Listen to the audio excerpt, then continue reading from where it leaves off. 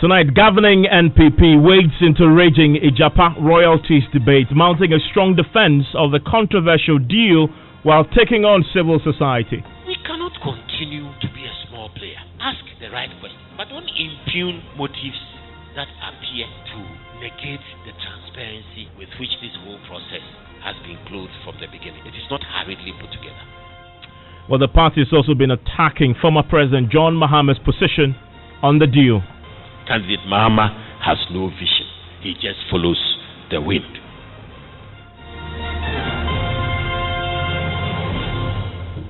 And Top Story is always brought to you by Gasim Cement, the nation building. Vodafone, the future is exciting, ready. Well, in the last couple of hours, the new patriotic party, the governing party, they've waded into the raging Ijapa royalties debate, mounting a strong defense of the controversial deal while taking on civil society, challenging civil society to ask the right questions and think about the big picture.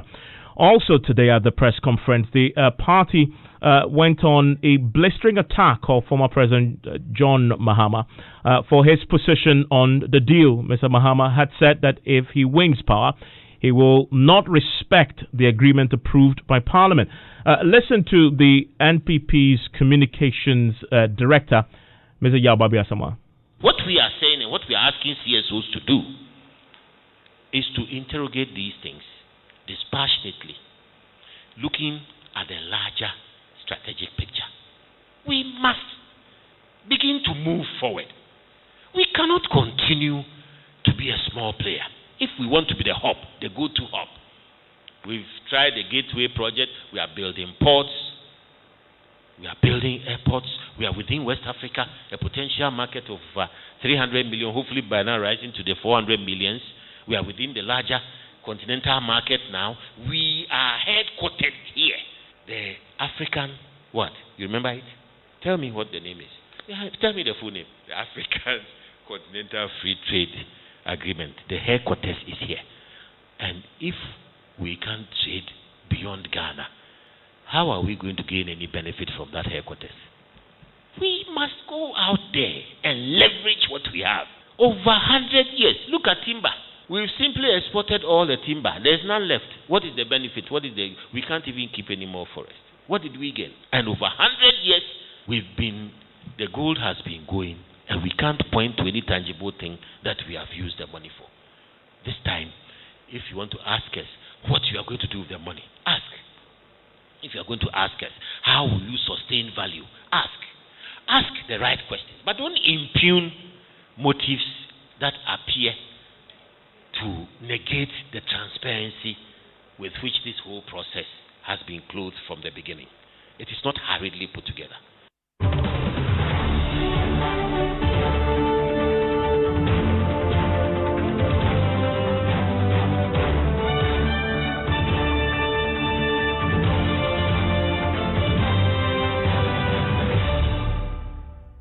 Well, my colleague Latif Idris has returned from that news conference and joins me in the studio. Latif, on this Ijapa royalties debate that the MPP is tonight wading into, when it came up, Yababi Asamoah drew in the former president and his brother, drawing parallels with Ijapa and some deals that he said the brother was involved in the past. So that is the Nyini bauxite deal, which was suspended. Moratorium has been placed on that deal and it's in court and all of that. So, Mr. Yababi Asamoah was responding to questions regarding the concerns raised by CSOs.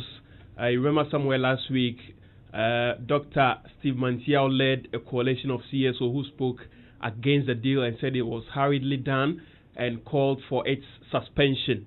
But Yababi Asamoah says, no, this deal has been carried through, it's gone through Parliament. It's only some amendments that were recently done.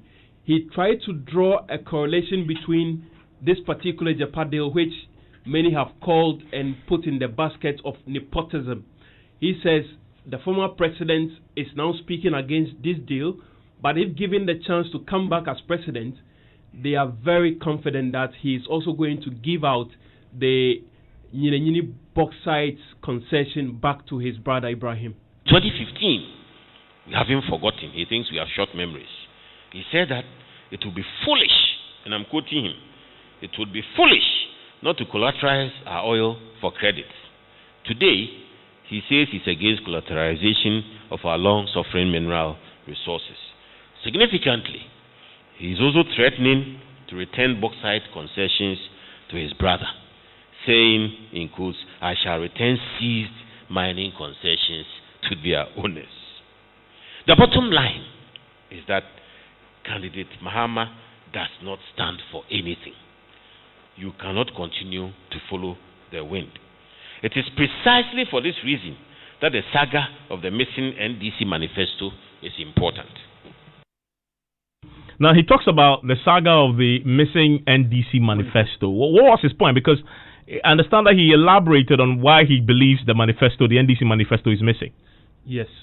So he made a point that prior to the MPP launching their manifesto, the NDC had come out with the name actually of the manifesto, the title they've given to the manifesto and all of that. So the MPP was actually looking forward to the NDC launching its manifesto. That didn't happen. They kept postponing the date. And just somewhere last week, again, they've postponed it to next month. The NPP, according to their communication director, believes the manifesto of the NDC has gone missing. And now they are trying to dig into the governing party's manifesto to come up with their own. Months before COVID-19 had changed the world, John Mahama's NDC set out on a perilous journey of trying to find out what Ghanaians want. After 16 years of NDC in the 28-year-old Fourth Republic, 6 of those years as government official 1, the final decision maker in Ghana, he is still struggling to find out what Ghana's governance priorities are. On July 1st, 2020, the whole world was told that candidate Mahama had received the People's Manifesto. He said he would launch it in August. Nobody forced him to say August. He said it himself. When the MPP announced August 22nd, 2020 as its date for launching their manifesto, our manifesto, the whole world was told that theirs would follow on the 29th August 2020. Then came the bomb.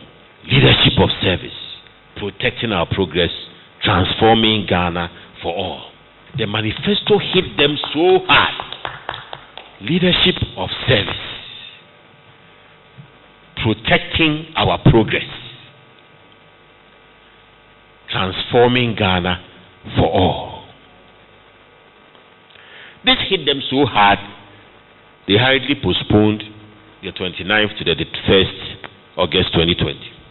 As we speak, we are not sure whether it will happen on 7th September 2020, as nobody seems ready to make an official promise. The MPP was sure then, and we are still sure, that they are not going to be able to launch it sooner than later.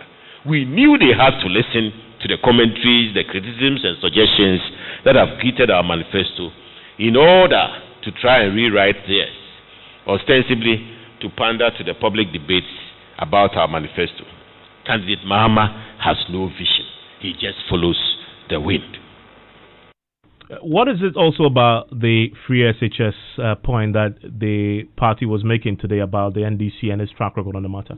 So according to Yabuabi Asamoah, the then President Mahama in 2016, ahead of the general elections, allegedly sponsored advertisements on the airwaves to speak against the free SH policy. And so today, they cannot confidently say if given the nod to come back as president, John Dramani Mahama would go ahead and sustain the policy which has been initiated by the Akufo-Addo-led administration. We cannot have a president, one who merely obeys the wind.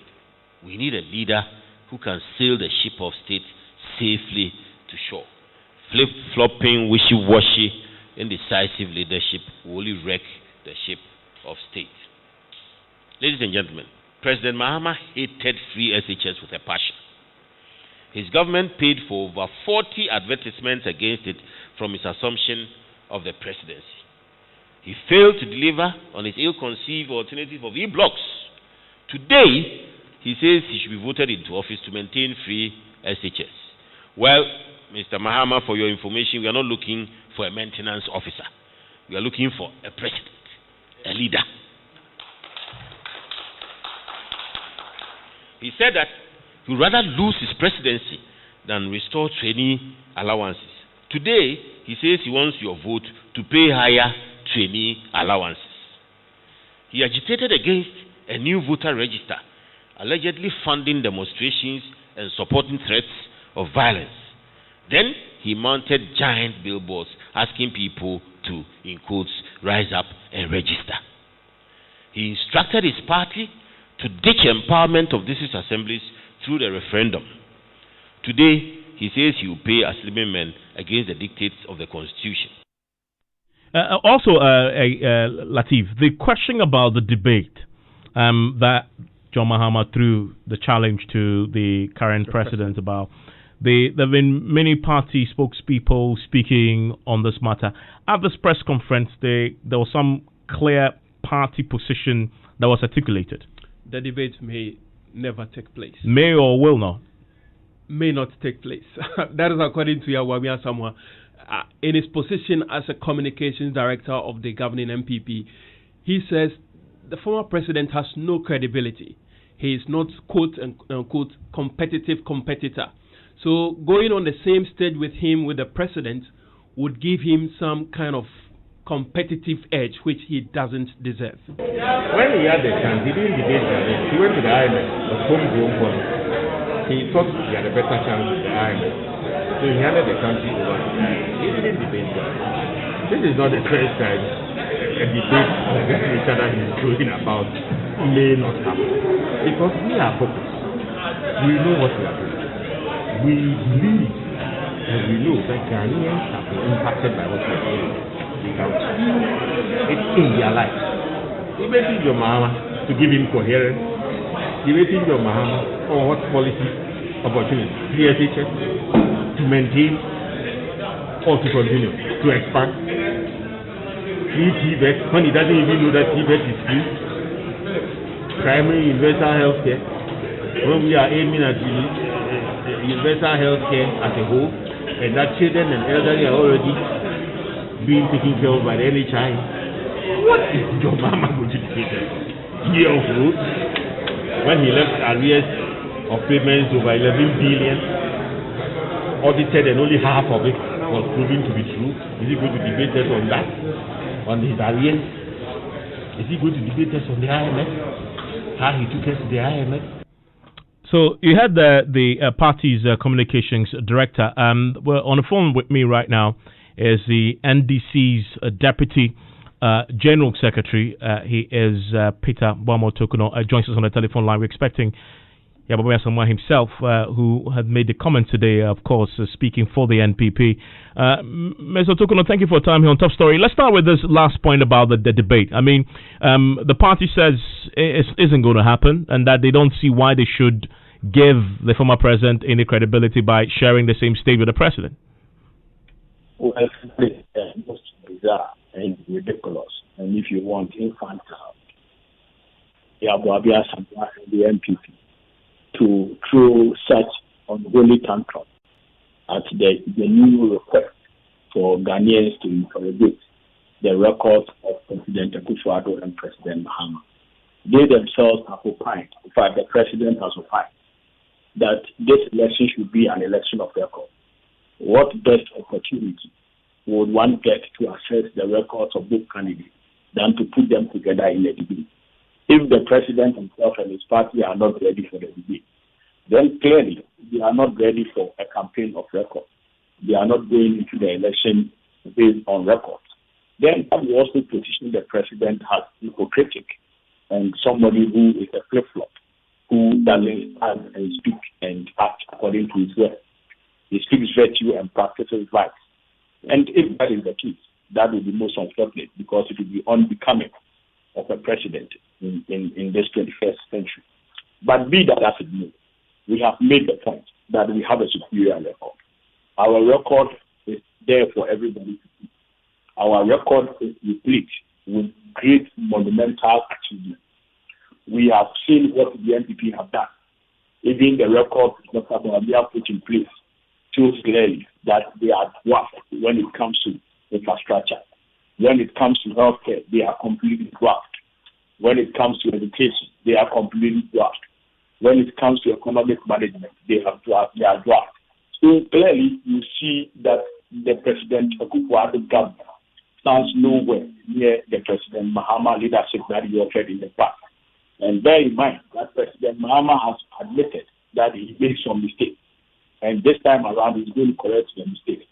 So you can tell, you can easily project and predict what the outcome will be. You said that, just for clarity, you said President Mahama has admitted he made some mistakes when he was in government?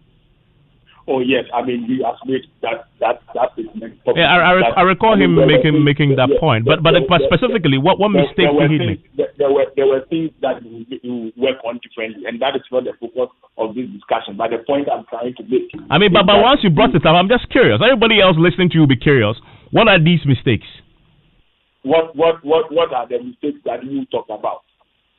He doesn't need to tell you the mistakes. I don't need to talk about the mistakes. The most important thing is that he has realized that there were some things that he could have done better, which he's coming to do. So if of all the achievements that we have made, all the significant monumental achievements, which the NPP compares, very low to, then you get a president coming in with this renewed commitment, this renewed strength, and with this level of sincerity, then you can be assured that the performance will far outweigh what the NPP. But the question though, Mr. Bomotokuno, is what is the guarantee that he has learned his lessons from these mistakes? Well, I mean, the guarantee is very, very simple. Look at the way we have run our campaign. Look at even the policies that we are speaking to. And I heard Yabuabia someone made reference to some of the issues, saying that we said we were scrapping teachers' allowance, and now we are saying that we bring the allowance. The clarity on that point is that we started a process, and you realize that at certain points in time, the teachers' allowance was being paid to those in the nursing institutions, because those in the nursing institutions have not been converted. They have not been given, a tertiary status. So they were not qualified under the student loan scheme. So it was being faced. President Mahama is saying that the rigidities that stopped us from, dealing with those matters and providing appropriate, student financing for those in nursing training and teacher training, we are going to deal with all those now. And we can fully enroll them on the student loan scheme, a proper student loan scheme that will give them, that will respond to the financial needs of students. So these are some examples of those issues. But it is important that we put the two candidates in this election on one platform to debate the past record and to debate our issues and policies that we are putting across. That is the only way that the ordinary Ghanaians can look at the two candidates and make informed decisions. President Akufo-Addo cannot run away from this call for the debate. In fact, Ghanaians shouldn't allow that to happen. And journalists, should be the lead advocates for this debate, because you are contesting an election, whether you like it or not. You are in the election with President Mahama. This is an opportunity to compare records. Let's speak to it. So you don't go and hide and you be throwing things and you say you have credibility.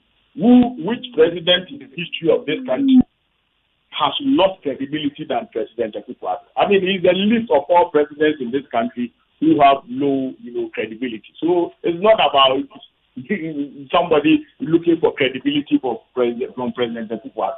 How does one debate see somebody gives him credibility? Absolutely not. Let's bring up. President Akufo-Addo has been responding to President Mahama on the campaign trail. Let's bring up the other issue that the MPP raised at a press conference today, which is the NDC's manifesto. According to Yabuabia Samoa, your manifesto is missing. I mean, I just pulled up the graphic story of 1st of July, and it captures the ceremony at which the manifesto committee of the NDC presented a copy of the manifesto to former President John Mahama, your flag bearer. This was on the first Wednesday, July 1. It's been 2 months since the hard copy finished product was given to him. You still haven't launched it yet. Why? Evans, first of all, there is a procedure in our party for preparing and launching manifestos. You set up the committee. The committee prepares their document. They hand it over to the flag bearer and the party sits on it. They do a validation, adopt, then we conduct a launch. Now, there are so many things that goes into launching manifestos. And indeed, how early you launch your manifesto does not determine whether you win elections or not. In 2016, the MPP postponed their manifesto launch 4 times. In actual fact, they scheduled 28 September, and which is still later than the date that we have set. It shifted to 7th October.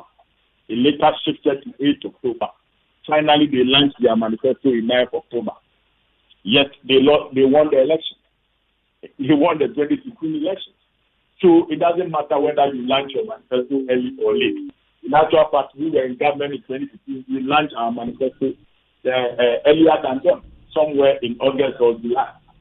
Before subsequently they did all their noise about one this, one that, and finally launched their manifesto October 9th. So it has nothing to do with the campaign. But my question really is that it's been 2 months since the document was completed and handed over at a very public ceremony.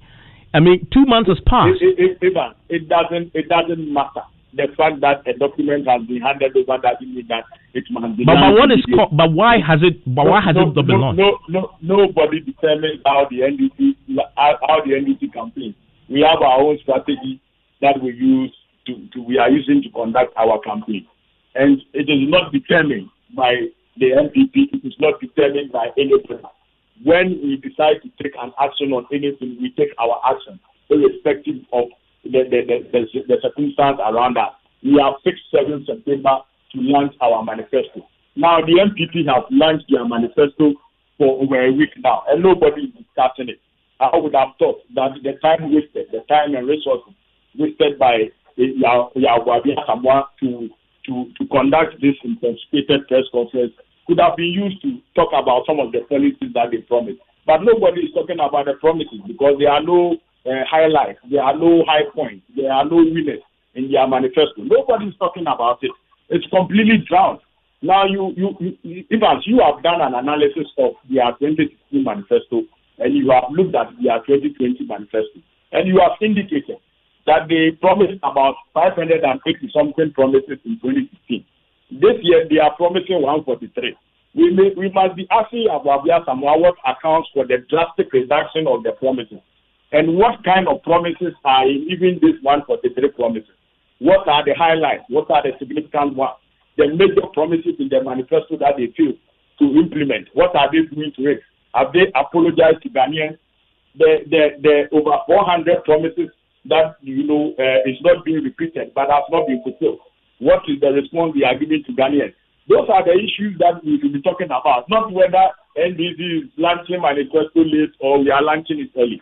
Indeed, Evans, it is important to mention that as part of our campaign, President Mahama across the country has been speaking and making very bold and instructive policy statements, which must engage the attention of all. With all these statements that President Mahama is making, you may not even need a manifesto. President Mahama, for example, has announced the big push, infrastructure program, investing $10 billion in infrastructure. I think that is most significant, especially coming from a president who has a significant record, a towering record in infrastructure development, an unparalleled towering record in infrastructure development. So he's telling you that the foundation for accelerated economic growth is infrastructure development. And in his next government, he is going to accelerate infrastructure development with a $10 billion push. I think that is most That is most instructive. And that is something that we are happy to interrogate when you launch it, because the question about 10 billion is good to throw money about, but it's a question about how do you get that money in. But let's quickly move for a second. Let's quickly move to another thing that came up today, which is the issue about his credibility on free SHS. I want to quote you something that the former president, John Mahama, said during the IEA debate. This is October 2012 about the free SHS. He says, where you haven't carried out your obligation to the ordinary people of this country and to the Constitution, to say that your priority is to spend that money to make senior high school free when you still haven't eliminated cost at the basic level, children are not able to have access even at the secondary level, infrastructure is not available for all children who qualify to go to school. That is a misplaced point. And you were talking about Nanado then, are standing the whole process on its head. Fast forward to 2017, Nanado has implemented the free SHS.